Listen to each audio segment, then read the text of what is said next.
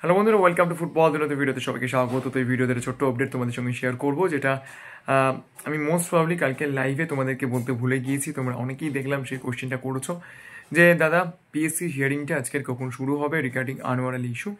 তো হিয়ারিংটা কিন্তু আজকের স্টার্ট হবে ফ্রম 4 PM, বিকেলবেলা কিন্তু হিয়ারিংটা স্টার্ট হবে।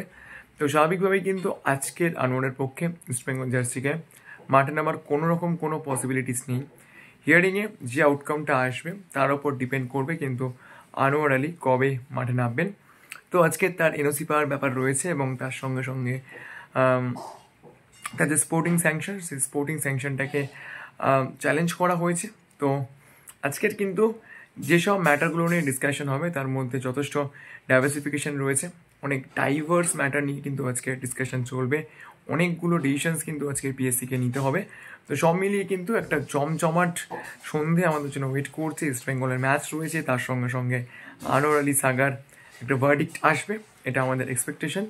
তো দেখা যাক কী হয় এবং হোপ ফর দ্য বেস্ট। ভালো কিছু এক্সপেকটেশনই রাখতে পারো, এইটুকু আমি তোমাদেরকে বলতে পারছি।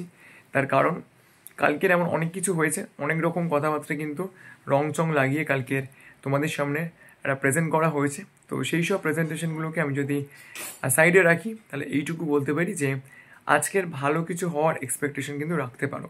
এবার শেষ পর্যন্ত হবে কি হবে না তার কারণ অনেক তো এক্সটার্নাল ইনফ্লুয়েন্স রয়েছে, কিন্তু তা সত্ত্বেও বলতে পারি আজকের ভালো কিছু হওয়ার এক্সপেকটেশন কিন্তু করতে পারো। তার কারণ আজকের যদি ভালো কিছু হওয়ার এক্সপেকটেশন আমরা না রাখি তাহলে হয়তো এই ম্যাটারটাকে শেষ পর্যন্ত আরবিট্রেশন পর্যন্ত ড্র্যাগ করে নিয়ে যেতে হবে। তো চলো, ভিডিওটা এই পর্যন্ত ছিল। যদি ভিডিওটা ভালো লাগে লাইক করে দিও, মনে করো আমি চ্যানেলটা সাবস্ক্রাইব করতে ভুলো না, কারণ সব চ্যানেলগুলো তোমরা সাবস্ক্রাইব করলেই কিন্তু আরও ভালো ভিডিও করে মোটিভেশন পাওয়া যায়। তো চলো এখন মধ্যে এই পর্যন্ত দেখা হচ্ছে পরের ভিডিওতে।